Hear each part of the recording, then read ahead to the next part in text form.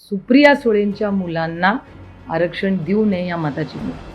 रेवती सुळे आणि विजय सुळेंना आरक्षण देऊ नये, कारण का त्यांचे आईवडील आम्ही सगळे सुशिक्षित आहोत आणि ज्यांना गरज आहे त्यांना ते मिळालं पाहिजे. माझ्या मुलांमुळे दुसऱ्या कुणाच्या कष्ट करणाऱ्या आणि कदाचित माझ्या मुलांपेक्षा जास्त टॅलेंटेड मुलं असू शकतं, जास्त हुशार असू शकतं, त्याच्यापासून माझ्या मुलांमुळे काही चूक होऊ नये असं मी माझ्या मुलांच्या कॉन्सिक्वेन्समध्ये सांगितलं. संविधानात जे अधिकार बाबासाहेबांनी दिले ते अबाधित आहे, ते राहणारच अबाधित. आणि समाजामध्ये रेवती सुळे आणि विजय सुळे किंवा मी महिला आरक्षणामध्ये मी रिझर्वेशन कुठल्या तोंडाने मारणार? मी सुशिक्षित आहेत का आहे?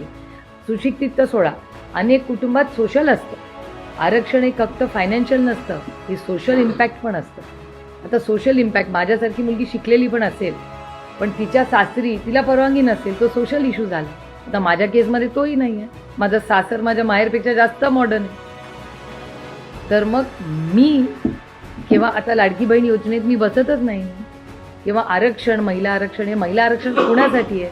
जी सोशल, ज्याचा सामाजिक प्रश्न आहे, आर्थिक प्रश्न आहे किंवा ते वंचित असतील का त्या लोकांसाठी आहे ना. त्याच्यामुळे सुप्रिया सुळेसाठी बोलते मी, म्हणजे मी सुप्रिया सुळे आणि माझी 2 मुलं, हे जो स्टेटमेंट होतं ते आमच्या तिघांत सीमित होतं. बाकीच्यांना आरक्षण जे बाबासाहेबांनी दिलं आहे ते अबाधित आहे आणि ते मिळालंच पाहिजे. मराठा समाज असेल, धनगर समाज असेल, लिंगायत समाज असेल, मुस्लिम समाज असेल, त्याच्यात अनेक लोक आहेत त्यांचे आर्थिक इश्यूज आणि सोशल इश्यूज असतात. त्याच्याबद्दल आपण सगळ्यांनीच संवेदनशील असलं पाहिजे.